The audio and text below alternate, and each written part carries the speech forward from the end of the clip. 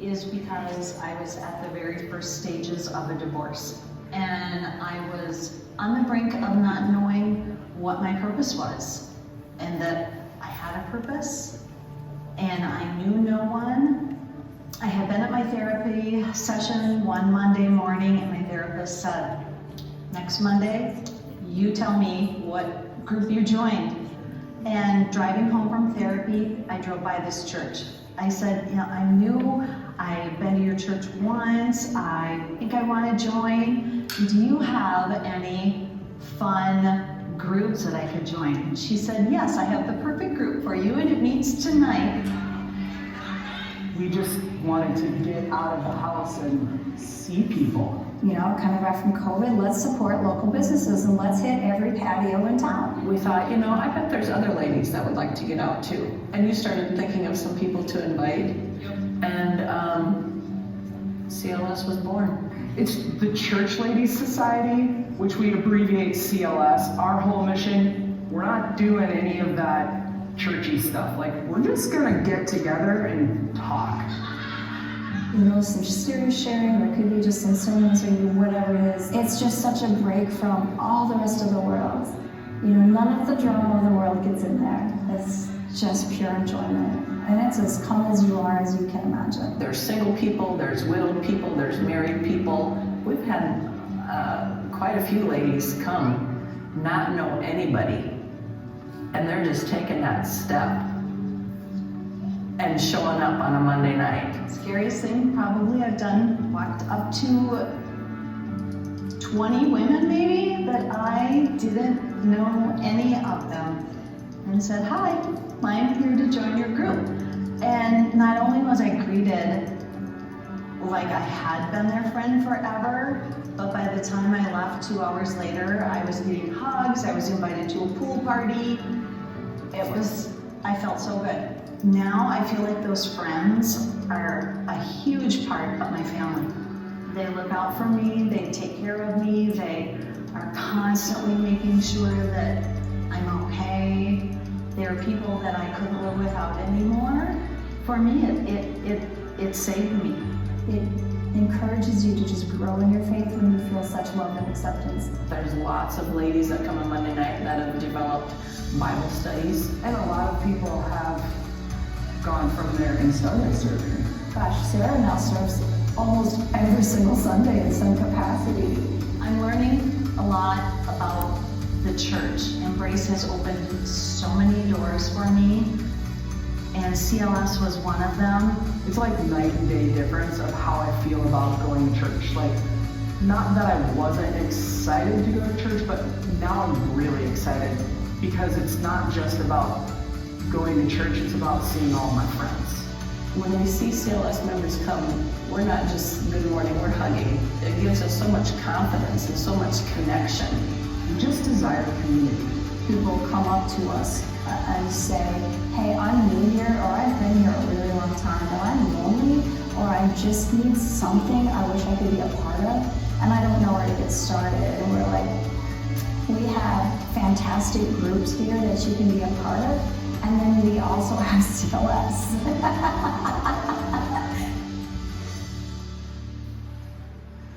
Man, I want to be a church lady. Doesn't that look fun? Well, hey, I'm Jacob. Welcome to Sertoma. Kind of a weird thing to hear your pastor say right off the bat, but welcome to Embrace Church of Sertoma campus. We're glad that you're here, especially if this is your first time. Welcome to you. We're glad you're trying this out today. If you didn't see it on the way in, there is out in the lobby a first-time guest area. We've got some cool stuff there for you, so make sure you stop there on your way out today. You obviously just saw that video. That's one of our groups here at Embrace. And if you just saw the joy in their eyes, the joy in their eyes, we are built to thrive in Christian community. One of my favorite things that some of the videos said is that it's completely changed the way that I see going to church. Because now it's like I'm going to see my friends. See, we put out a survey a couple months ago for our whole church. One of the number one feedback things we got was, how do I get into a group?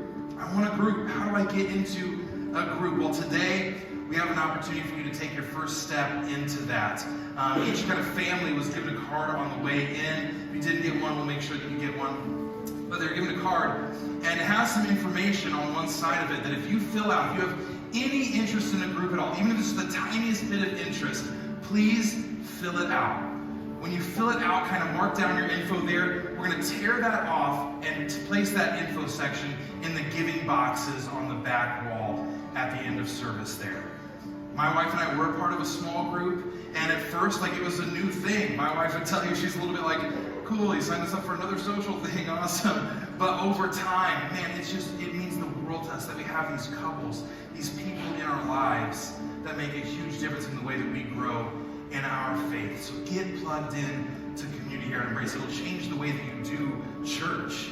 And so again, if you're interested in groups at all, just fill out that one side, tear it off, and place it in the giving boxes in the back to start to get connected into groups here at Embrace. It'll be one of the best decisions that you make. And as we continue to worship, I want to let you know one of the ways that we believe we worship here at Embrace is through our giving. Actually, we give just a little back of all that God has given us. We give with a cheerful heart. Even we're excited to be able to give. And if that's a step for you today, I'd encourage you to take it. We have safe giving boxes in the back, or you can give online. I think that's the easiest and best way to give. We're going to continue on in worship here through singing. So I'd love if you would stand up with us as we sing to Jesus, just how good he is, how great he is, and all that he's doing in this place and in our lives. Let's sing together.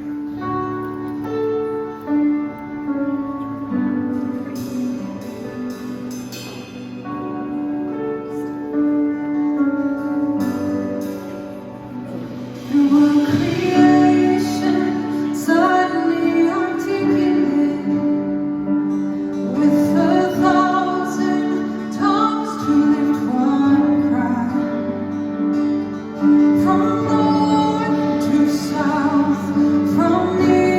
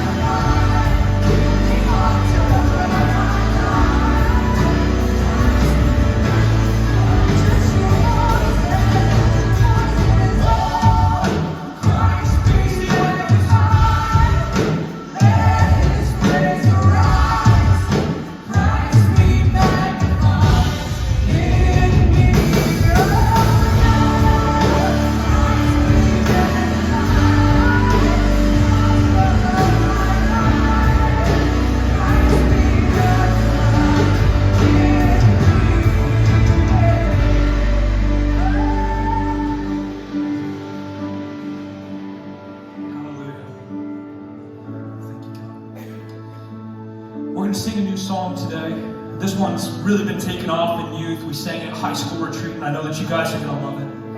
The name of the song is Gratitude. You might have heard it. It's by Brandon Lake. There's a lyric in the bridge, and it goes, "Come on, my soul, don't you get shy on me. Lift up your song, because you've got a lion inside of those lungs.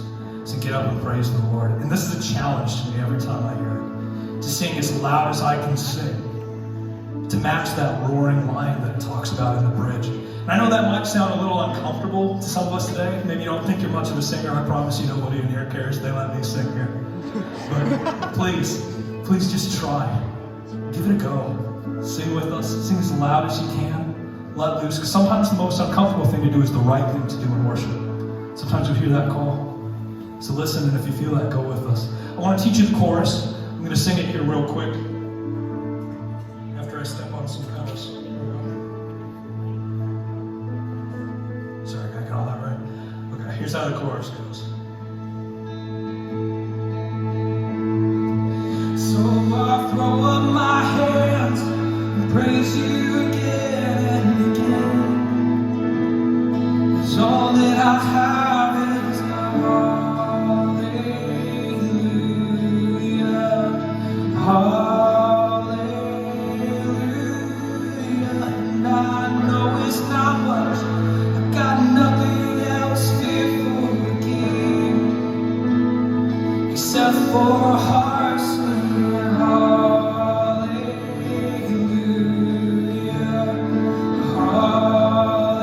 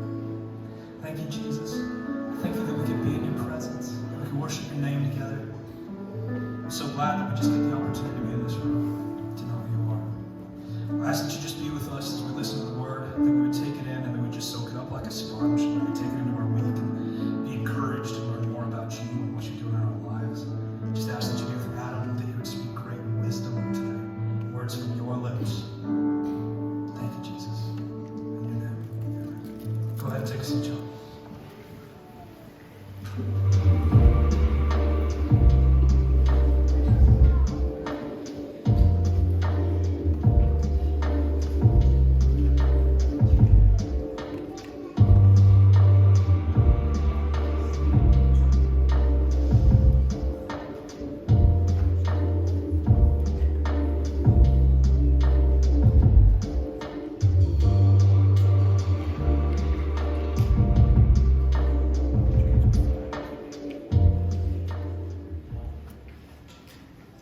Hey, Embrace. I hope everyone's doing all right so far today. My name is Adam. I'm one of the pastors here at all of our campuses, all of our network churches, to each and every one of you with us online. We are so excited that you are here. I want to give a huge shout out to two of our network churches, our network church in Madison, South Dakota, and also our network church in Tremont, Minnesota. We are honored, as always, to be a part of what God is doing in your community, in and through all of you. But again, just to all of us, we're so excited that you're here, and just excited to see what God has in store for each and every one of us. Okay? Well, back in middle school, just like any other small town kid does, I rode my bicycle everywhere. Literally, I rode my bicycle everywhere. Like, unless my brother and I were driving around our family's golf cart around town, and no, by the way, we were not rich, okay? Unless we were driving our family's golf cart, I was on my bicycle, and I rode my bicycle everywhere. But my family, we lived on the edge of town, and I had this old road bike that my brother won somehow. So I had this road bike. It was a speed bike, and I was fully convinced that I was the fastest thing on two wheels, okay? I mean, I'm like the picture of athletic body, and so I was like, I am just so fast. Well, one night I rode my bicycle a few acreages down to my buddy David's house. Fun fact about David, his family lived in a barn. It was an actual barn that was transitioned to a house. Legitimately the coolest house in town. But I was on my way to his barn. When I turned down his driveway, I was going so fast. I'm so athletic. I was on a speed bike going super fast. I was going so fast that when I turned the corner, my wheels, they slid out from under me, and I ended up hitting the ground, and I hit the ground really, really hard. Okay, so I get up, and I feel like I'm bleeding everywhere. My elbows are bleeding, but I'm convinced it's not a big deal, and so I brush it off. I suck it up, and I walk up to David's house. I set my bike down. I walk in. Immediately, my friend David is like, "Are you okay? Like, are you doing all right?" I'm like, "I'm fine. It's not a big deal." And he's like, "Well, you're bleeding in here. Are you doing fine?" I'm like, "Hey, it's not a big deal. I'm fine. This is good. This is great." Well, David got his mom. I'm like, "Don't get your mom. I'm in 7th grade. We don't need mothers anymore." Okay? So he gets his mom, Carolyn. She comes up to me with towels, and she's like, "Oh, Adam," you know? She's like brushing me, like wiping me down, wiping this blood down. My friend David, he just kept asking me, he's like, "Are you doing okay? Are you doing okay?" And I was kind of getting frustrated. I was like, "David, I'm fine. Like, it's not that big of a deal. Like, it didn't even really bother me." And I'm like, "Why do you keep asking me this question?" He's like, "Well, you don't look very good." And I was like, "Okay." And he's like, "Yeah, you're kind of turning a weird color right now." And as soon as he said that, it was like the room began to close in on me. You know, like this dark cloud from all angles started zooming in on me, and I couldn't see nothing, to the point that I got down on my knees, I laid on the ground, and I totally blacked out. I couldn't see anything at all. You see, the truth is, though, something happened to me. An event took place. I was riding my speed bike, I slipped, I hit the ground really hard, and I was bleeding everywhere. And hear this, even if I didn't want to admit it, and even if I didn't want to acknowledge it, and I wanted to brush it off and suck it up and be a man, I couldn't deny that the wounds, they impacted me. Because they did. I couldn't deny it, no matter how hard I tried. So today we're starting up a new series called Nothing Good. You see, whether we want to admit it or not, all of us, in some way, shape, or form, all of us have wounds. Things that we've done, things that have been done against us, big or small, and they've impacted us in some way. Like an event took place, and we experienced something years ago, possibly decades ago, that is impacting the way that we live right now, today. Wounds that if we do not deal with them, wounds that if we do not address them, they will impact every part of who we are.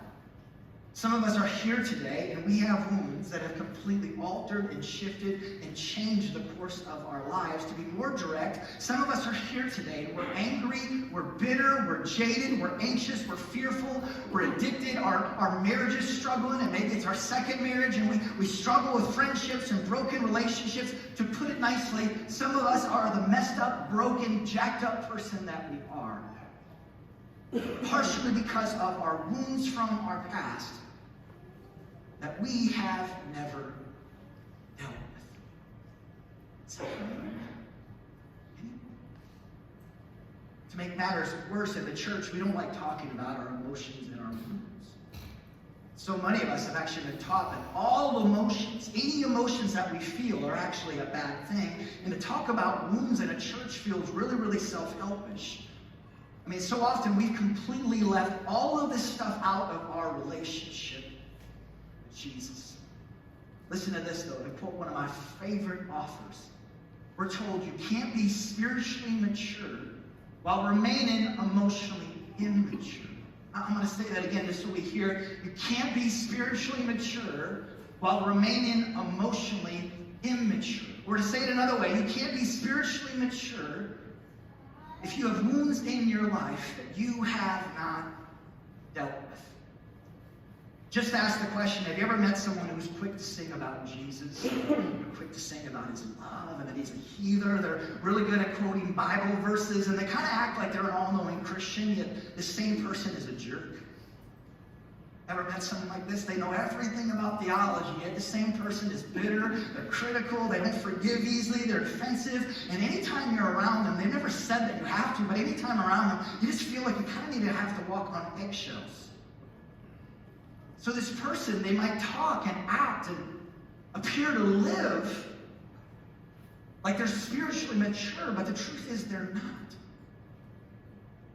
And just to ask the question, and I ask this out of love, is this person you? It's easy to picture someone else, but is this person you? Once again, it's impossible to be spiritually mature if we have wounds in our lives that we have not dealt with. And here's the truth. God cares. He does care about our emotions. And God cares. He does care about our wounds, and he wants to heal our wounds so that we can become more like Jesus. So that we can be his hands and his feet to the world around us, so that we can experience the abundant life that God has for us. And this right here is the furthest thing from being self-help. Instead, it is essential. It is essential to becoming a spiritually mature, wholehearted follower of Jesus. It's essential. Not optional. We need it. It's necessary. One last thing before we get started. In this series, we are talking about wounds and trauma, but I cannot stress the fact enough that I am not a therapist.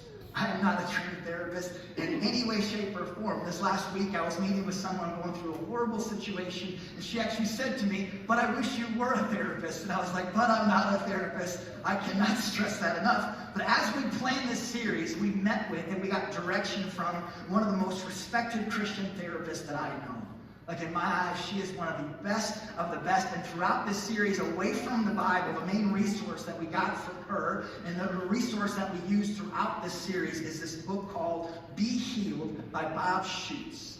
Again, Be Healed by Bob Schuchts. You can go online on Amazon and order yourself a copy. I did so myself. Again, though, I just want to make it crystal clear. So much of the material is from this book. And also, just to stress the fact, I am not a therapist. And so if you're struggling with wounds and trauma, my heart and it's my heartbeat throughout the series that this would be like a springboard. This series would really just be a beginning point, a starting point to us dealing with our wounds and our trauma. But as always, I cannot encourage you to go further and to actually seek out a Christian therapist, okay? So I want to make that clear, but to get us started today I want to explain what typically happens when we experience a wound. Like typically when we're hurt, there is a very clear pattern that follows, and I think just teaching through this and understanding this will be so incredibly helpful. Okay? It's also going to serve as the foundation for this entire series. And so for those two reasons, just being helpful with life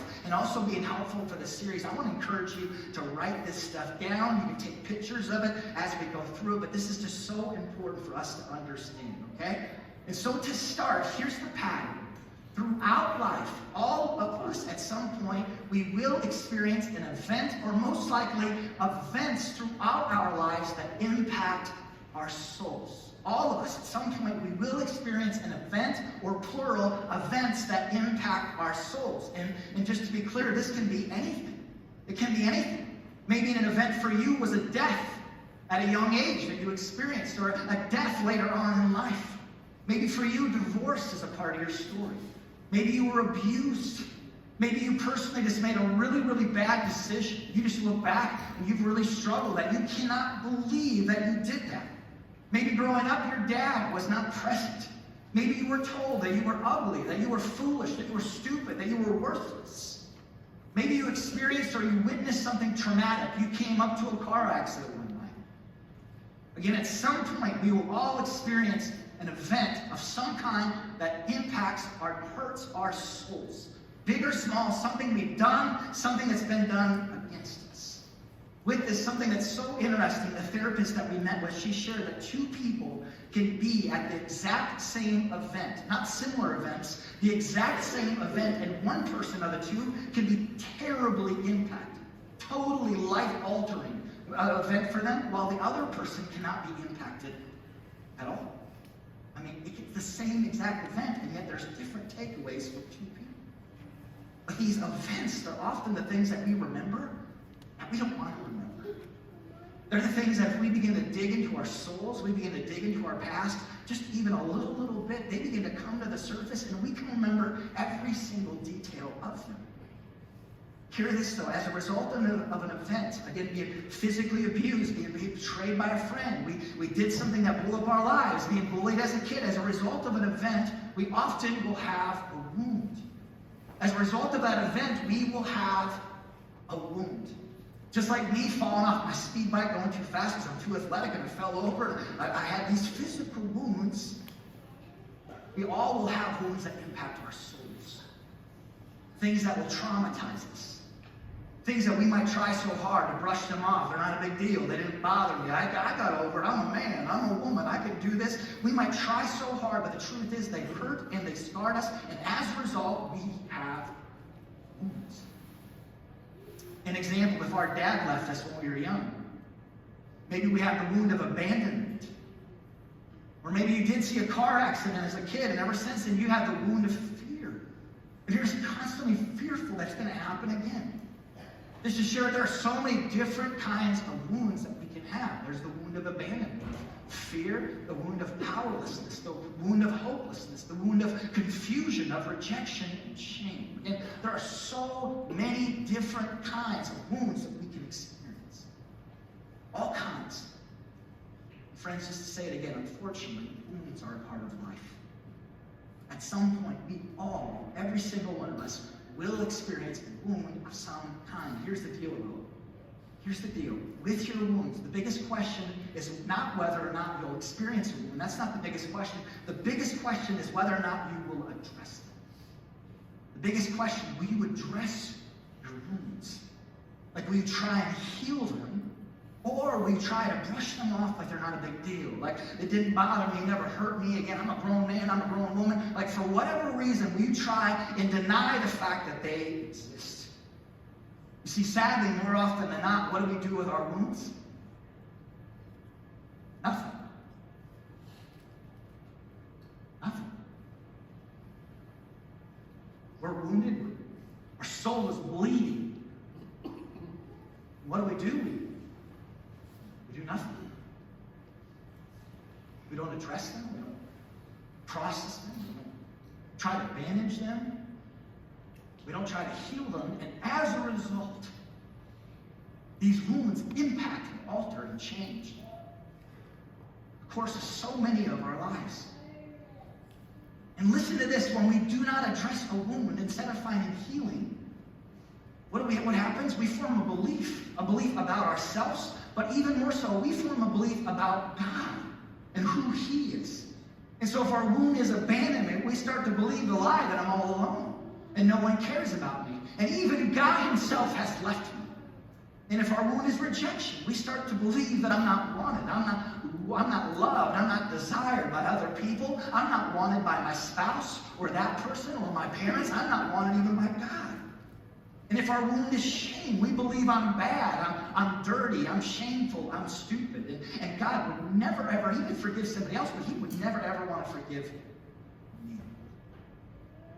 And we have these beliefs. And all this is terrible, isn't it? It's so terrible. Yet unfortunately, we typically don't stop here. Like we don't stop with a belief. Instead, from this belief, what do? We form an inner vow with ourselves. We form an inner vow with ourselves.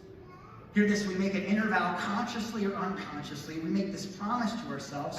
Why? To protect ourselves and to cope with life. And a lot of times these vows, they start with the words, I will. And so maybe an inner vow that you've held on to is, I will never trust my dad again. I will never trust men again. I'll never trust a person in authority. And I will never let anyone hurt me. I'll never step out of my comfort zone again so I won't be embarrassed. And to be clear, these vows are not good things at all. I mean, we make these vows to protect ourselves and to cope with life, and yet these vows, what do? They end up keeping us away from others.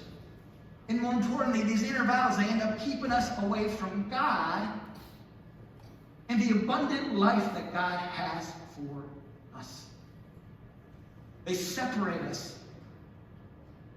They divide us. They keep us from God. Once again, friends, there's this pattern.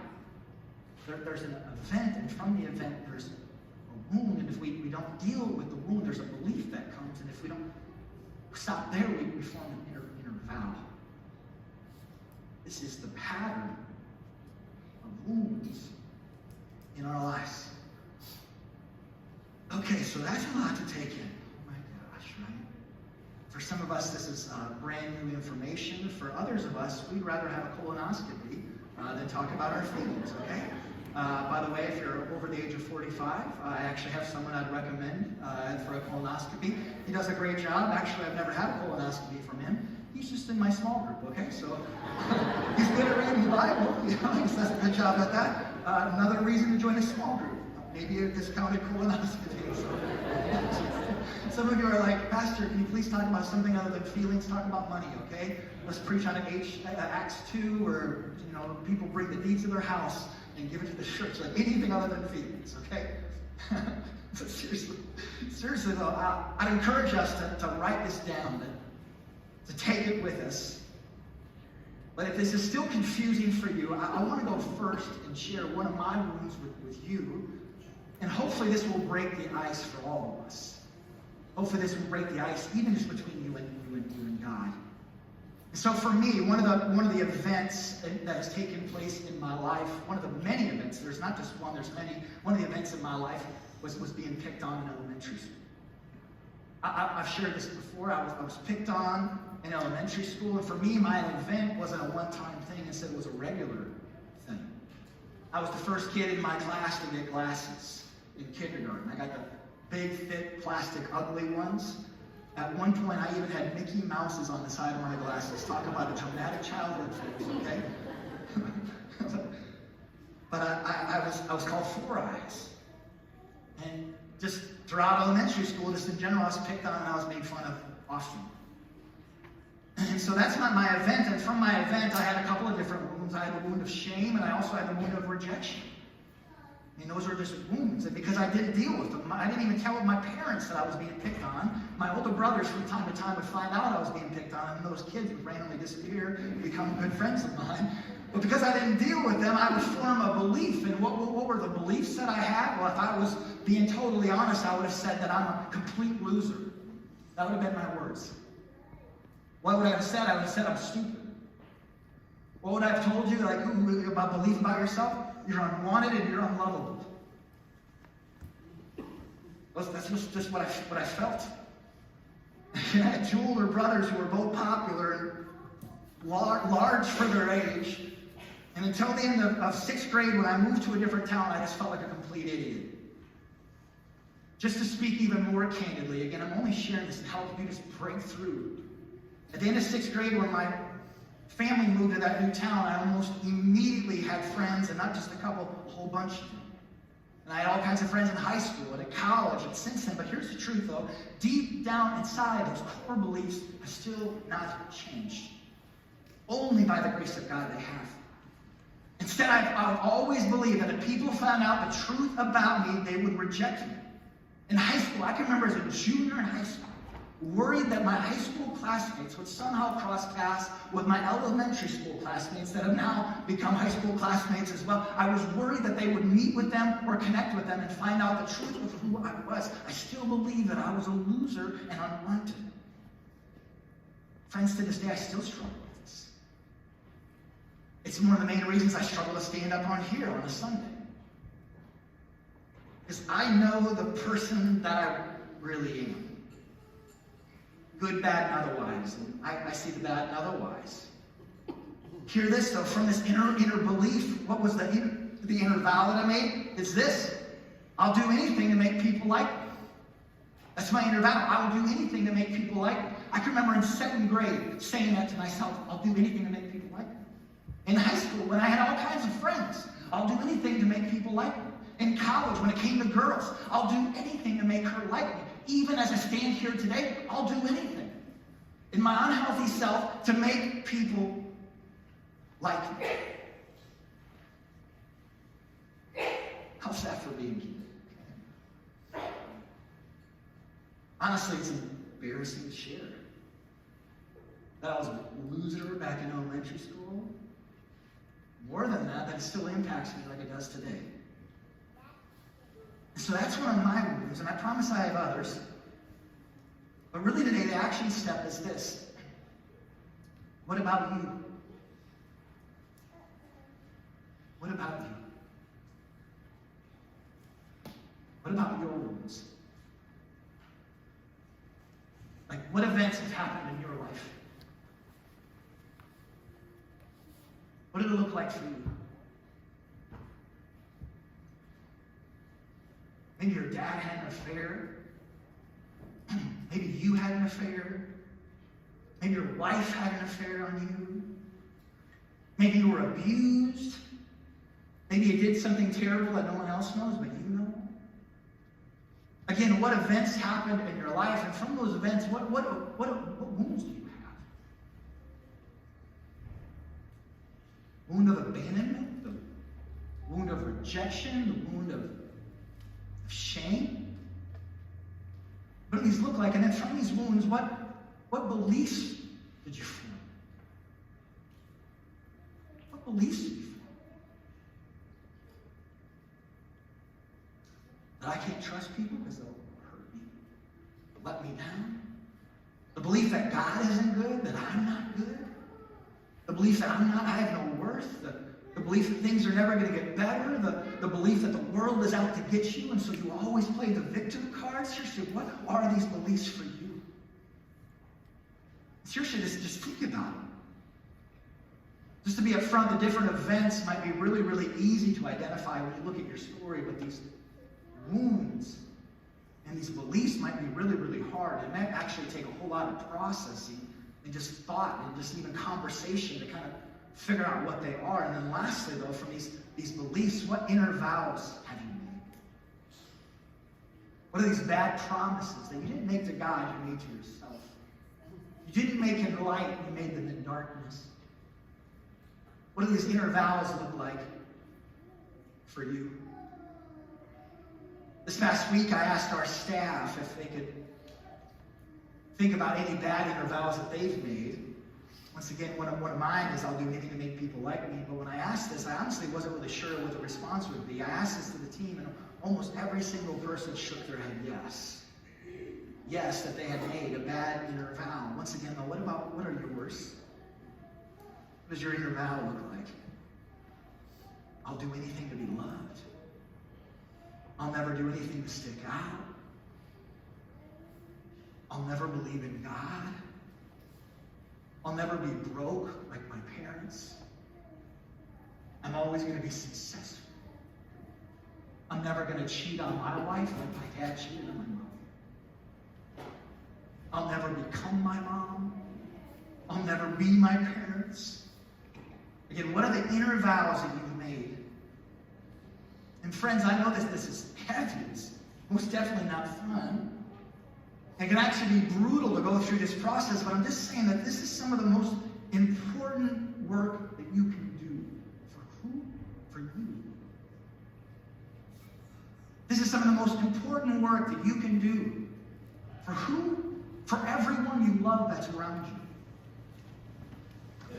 Your kids, your parents, your co-workers, staff that works for you, the people around you. Some of the most important work you can do for what? For your relationship with Jesus. The relationship with Him. Okay, so all of this, everything that we talked about so far today, again, it's typically the pattern. It's what happens when we experience a wound of some kind, and it really sets up the foundation for this entire series.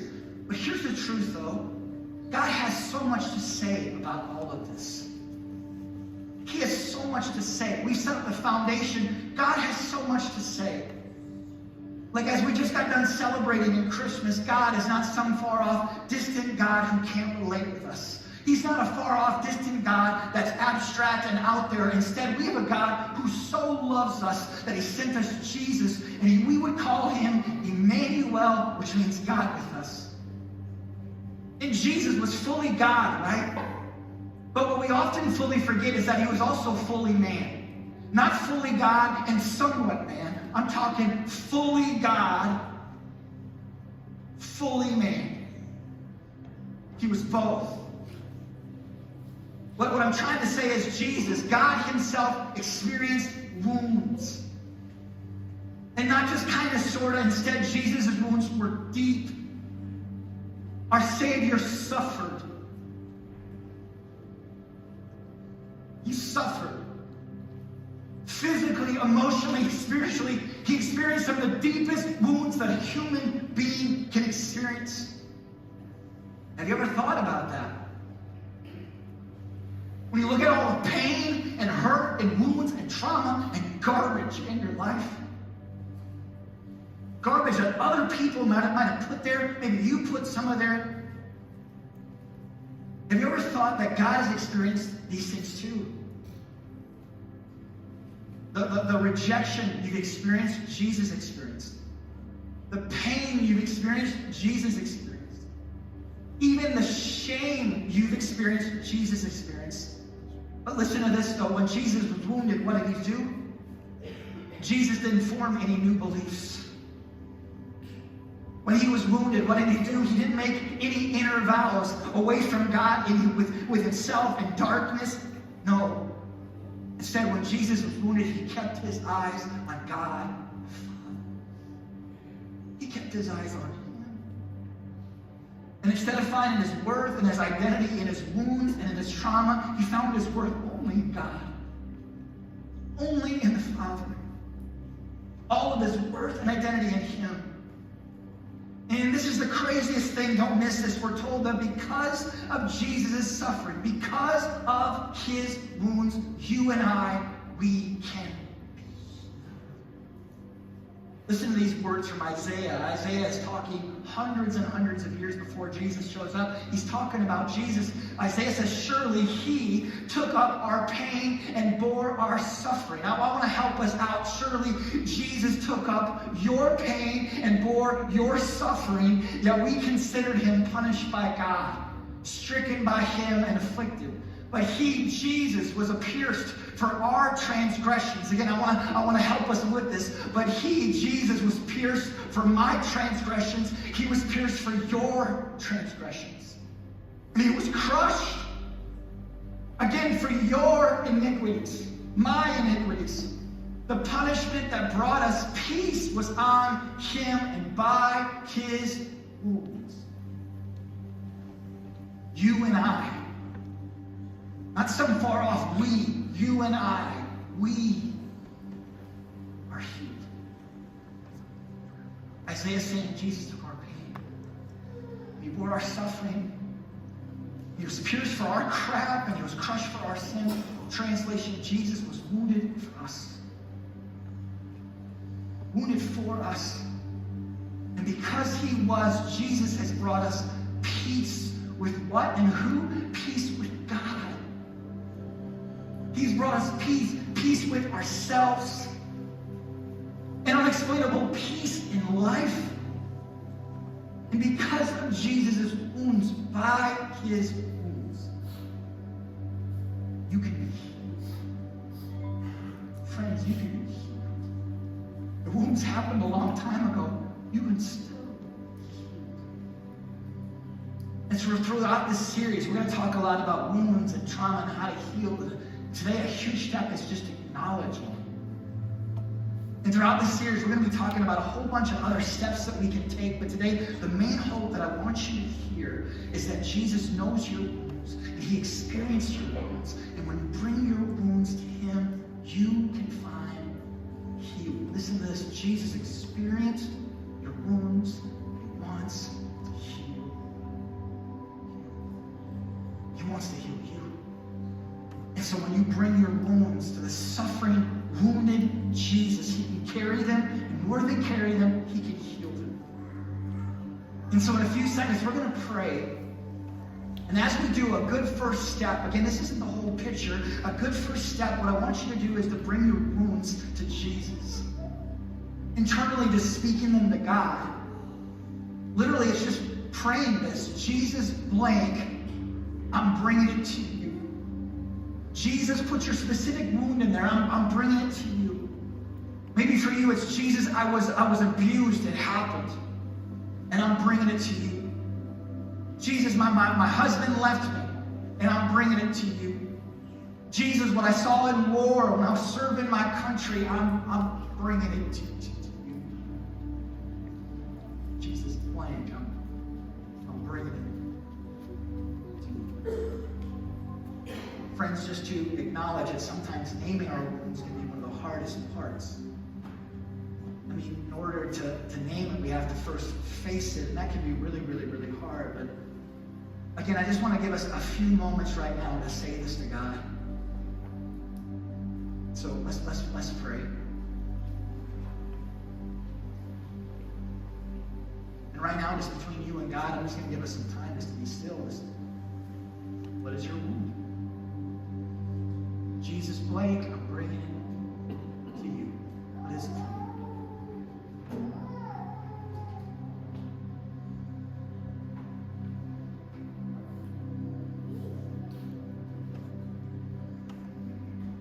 Maybe something recent, something years ago.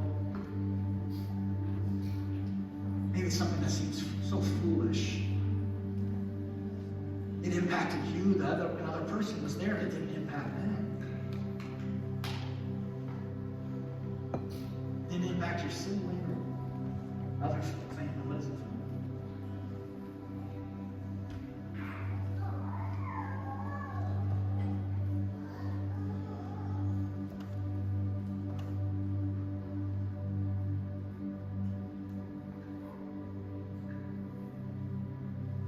Father, I'm so thankful for who you are. Just even this week, thinking about David's mom running out to me with her towels in hand to clean me up. I'm so thankful you're a God who runs to us. You don't wait for us to kind of get to you somehow, some way, limping and just trying to get there. Instead, you run to us. You're a God who so loves us and sent us Jesus. And so, Jesus, we acknowledge some of these wounds. Just as a first step, Wounds that we've never addressed. Maybe we're too young to address them. We're just a little kid. We acknowledge these wounds to you. The one who is wounded by us.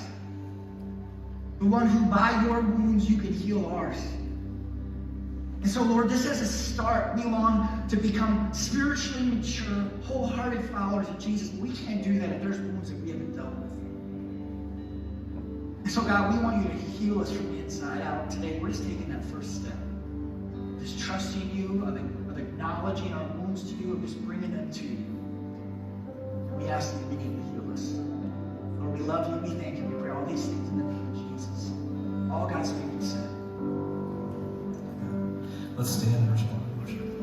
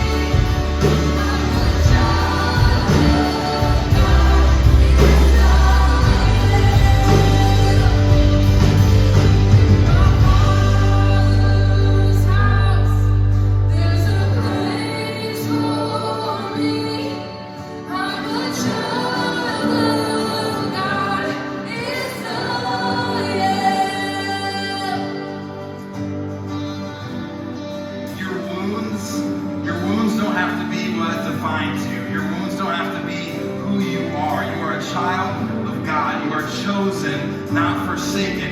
You are who He says you are, not what your wounds say you are. And we just want to open up a space right now to where if you need to say it, if you need to actually just maybe get it out for the first time, we're gonna have prayer team members up here in the corners. I'm gonna be up here as well. If you just need to talk to someone, have some prayer, just a listening ear. We're gonna hang out here and offer prayer for this time. Your wounds don't have to define you.